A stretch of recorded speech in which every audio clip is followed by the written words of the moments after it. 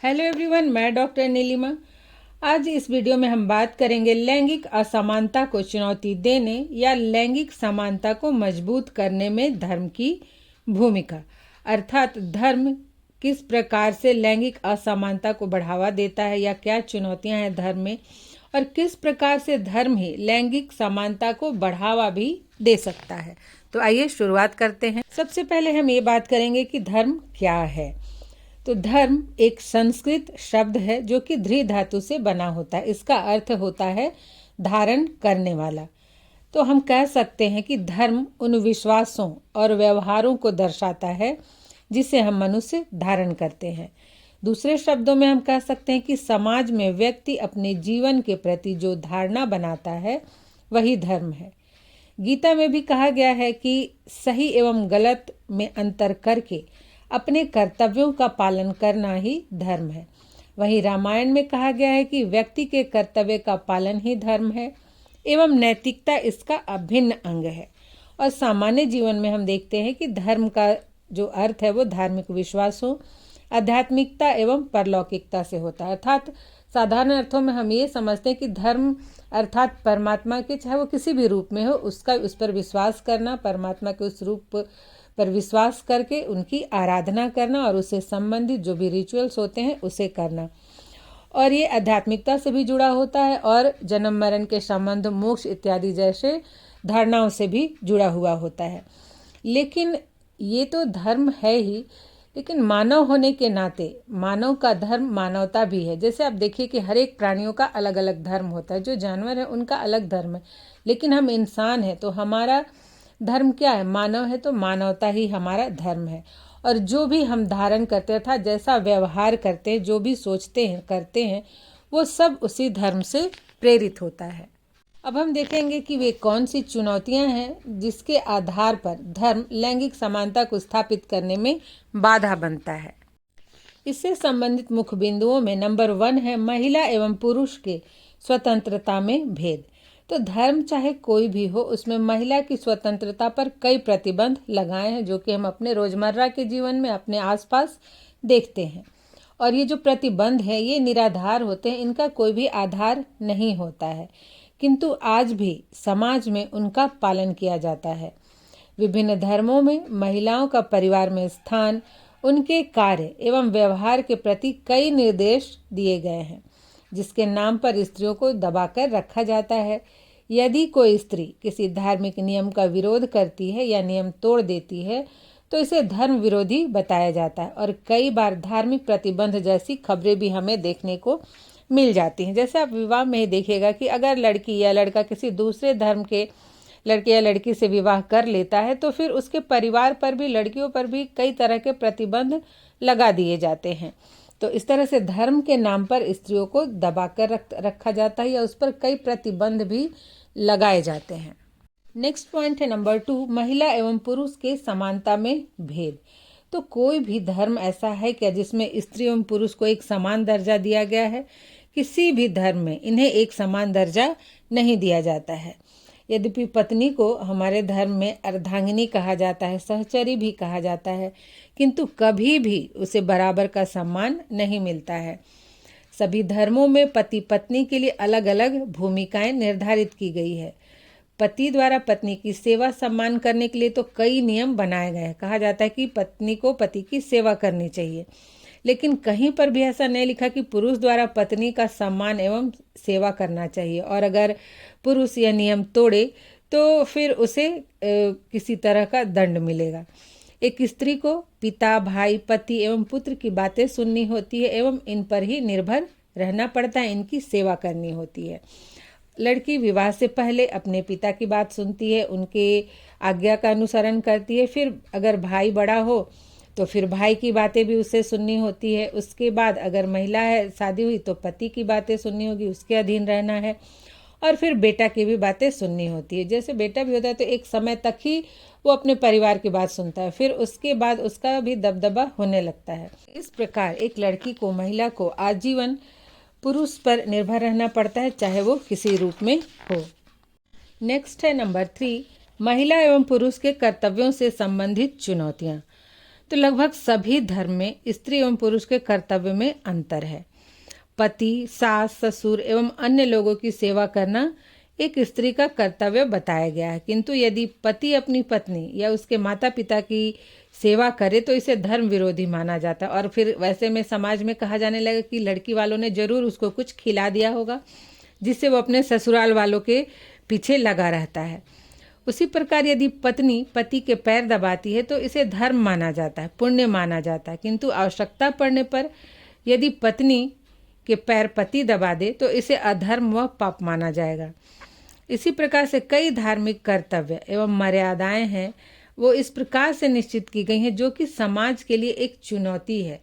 समाज में महिला को इंसान न समझकर एक उपभोग की वस्तु समझा जाता है, ये तो सभी समझते हैं। मतलब सारे कर्तव्य महिला के लिए हैं, सारे नियम महिला के लिए, सारे प्रतिबंध महिला के लिए ही हैं। आप घर में ही देखिए कि जैसे अगर एक लड़का लड़की है, भाई बहन है घर में, लेकिन जो भाई है उसको घर में कोई काम नहीं करना होता है, केवल खेलना कूदना पढ़ाई लिखाई करना। लेकिन एक लड़की के लिए घर का काम भी करना, पढ़ाई लिखाई भी करना होता है। उसी तरह से अगर महिला विवाह के बाद नौकरी करती है तो उसे घर भी संभालना होता है और अपने ऑफिस का भी सारा कार्य संभालना होता है, जबकि पुरुषों के साथ ऐसा नहीं होता है। तो इस तरह से इनके कर्तव्य में बहुत से जो भेद हैं वो अभी भी लैंगिक समानता को स्थापित करने में बहुत बड़ी चुनौतियां हैं। नेक्स्ट है नंबर 4, विवाह संबंधी नियमों में भेद। तो विवाह के संदर्भ में भी हम देखते हैं कि ये जो विभेद है ये धर्म की ही देन है।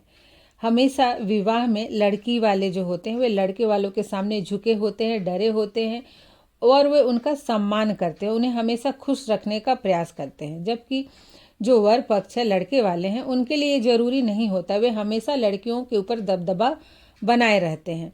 विवाह में किसी प्रकार की कमी हो जाए तो लड़के वाले लड़की पक्ष को खरी खोटी सुनाने में कोई कमी नहीं छोड़ते हैं।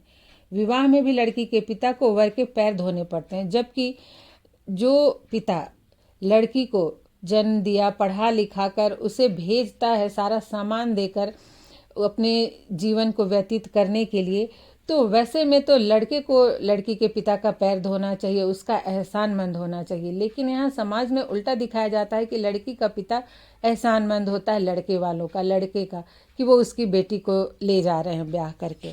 तो ये बड़ा ही अजीब विडंबना है हमारे समाज की। नेक्स्ट है नंबर 5, महिला एवं पुरुष के धार्मिक कार्यों में भेद। तो विभिन्न धार्मिक अनुष्ठानों में भी स्त्री पुरुष के कार्य में अंतर किया जाता है। देखिए, महिलाएं ऐसे ठीक है, घर में जो भी व्रत है, उपवास करना है, पूजा पाठ करना है, ये सब कर सकती हैं, लेकिन सामाजिक तौर पर जो अनुष्ठान होते हैं वो महिलाएं नहीं करवा सकती हैं।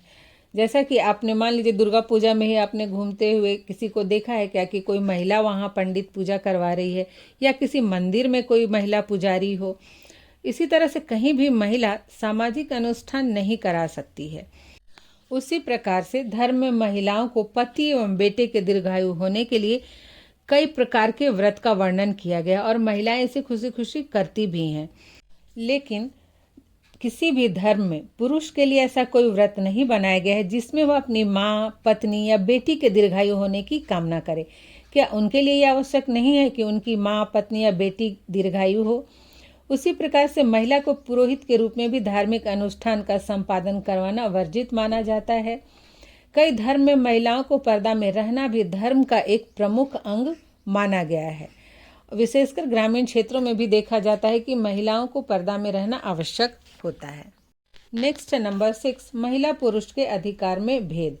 तो धर्म चाहे कोई भी हो, सारे अधिकार पुरुष को ही दिए गए हैं, जबकि स्त्रियों के अधिकार को सीमित कर दिया गया है। जैसे कि यदि किसी महिला के पति की मृत्यु हो जाए तो दूसरा विवाह करना उसके लिए अधर्म माना जाता है, और अगर कर ले तो समाज में उसकी निंदा की जाती है।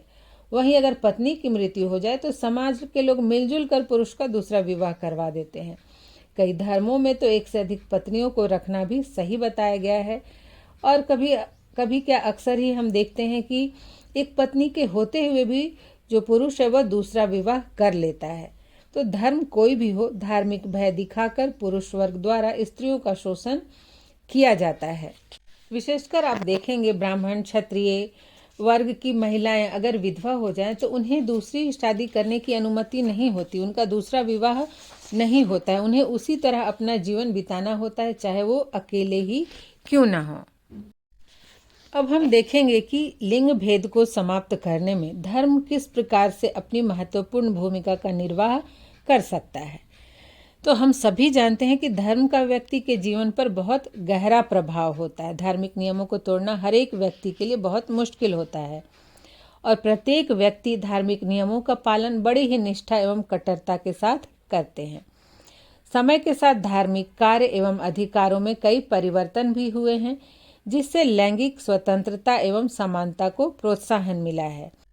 लैंगिक समानता को स्थापित करने के लिए ये आवश्यक है कि समय के अनुसार धार्मिक रूढ़ियों में, परंपराओं में संशोधन किया जाए, जिससे देश की आधा आबादी कही जाने वाली महिला को भी समानता एवं स्वतंत्रता का अधिकार मिल सके और समाज में लिंग भेद को समाप्त करके लैंगिक समानता स्थापित की जाए। देखिए, समाज हमारा बदल रहा है, तो बदलते हुए समाज के अनुसार, आवश्यकता अनुसार धर्म में संशोधन करने चाहिए, जिससे महिला पुरुष दोनों का विकास सुनिश्चित हो सके। इसके लिए क्या करना होगा? तो नंबर 1 है, सबसे पहले महिलाओं को पुरुष के समान ही स्वतंत्रता देना। तो धर्म के नाम पर महिलाओं पर जो प्रतिबंध लगाया जाता है, जो प्रतिबंधित उन्हें किया जाता है, वो उचित नहीं है। महिला को भी पुरुषों के समान ही स्वतंत्रता देना चाहिए। और स्वतंत्रता का अर्थ यह नहीं है कि किसी भी तरह के व्यवहार को करने की स्वतंत्रता, उदंड व्यवहार हो या अनैतिक व्यवहार हो, उसके लिए महिला एवं पुरुष दोनों को प्रतिबंधित किया जाना चाहिए। महिला को अपने विचारों को व्यक्त करने, अपने जीवन संबंधी निर्णय लेने की भी स्वतंत्रता अवश्य ही मिलनी चाहिए। नेक्स्ट है नंबर 2, असमानता उत्पन्न करने वाले नियमों में संशोधन। तो परिवार एवं समाज को चलाने के लिए बनाए रखने में स्त्री पुरुष दोनों की भूमिका महत्वपूर्ण होती है। धर्म में दोनों को ही समान मानते हुए दोनों के लिए ही एक दूसरे का सम्मान करने से संबंधित नियम बनाने चाहिए। जो सम्मान पत्नी द्वारा पति को दिया जाता है, वैसा ही सम्मान पति द्वारा पत्नी को भी देने से संबंधित नियम होने चाहिए। संविधान ने तो दोनों को समान अधिकार प्रदान किए हैं, लेकिन धर्म के द्वारा भी दोनों को समान अधिकार दिए जाने की पहल होनी चाहिए। एक छोटा उदाहरण ले कि संविधान ने शिक्षा का अधिकार दिया है, अर्थात शिक्षा प्राप्त करना हर एक लड़की का, महिला का अधिकार है। लेकिन अगर घर वाले ना चाहें तो उसके इस अधिकार को दबा दिया जाता है, उस अधिकार का दमन कर दिया जाता है। तो ऐसा नहीं होना चाहिए। दोनों के अधिकार समान हैं, अतः धर्म में भी दोनों को समान अधिकार दिए जाएं। 3rd पॉइंट है कर्तव्य में समानता स्थापन। तो स्त्री पुरुष के जो कर्तव्य हैं, वे जो कार्य करते हैं, उसमें भी समानता होनी चाहिए। जैसे कि महिलाओं के लिए ये निश्चित किया जाता है कि वे अपने पति तथा सास ससुर की सेवा करें, ये उनका कर्तव्य है। उसी प्रकार से पुरुष के लिए भी ये कर्तव्य निर्धारित होना चाहिए कि यदि आवश्यकता पड़े तो उसे भी पत्नी एवं उसके माता पिता की सेवा करनी चाहिए और आवश्यकता पड़ने पर पत्नी की भी मदद करनी चाहिए, उसकी भी सेवा करनी चाहिए। अधिकतर घरों में ऐसा होता है कि अगर महिलाएं बीमार हैं फिर भी उन्हें घर का सारा काम करना पड़ता है। बुखार में झाड़ू पोछा, बर्तन, खाना बना रही हैं, कपड़े धो रही हैं, जिससे उनका स्वास्थ्य और भी बिगड़ता जाता है। तो इसलिए आवश्यकता पड़ने पर पति को भी पत्नी की सेवा और मदद अवश्य ही करनी चाहिए। नेक्स्ट है नंबर 4, वैवाहिक नियमों में समानता। तो विवाह संबंधी नियमों में भी लड़के एवं लड़की वाले दोनों के लिए ही एक समान नियम होने चाहिए। दोनों ही परिवारों को एक दूसरे का सम्मान करना चाहिए, क्योंकि किसी का भी महत्व एक दूसरे से कम नहीं होता है।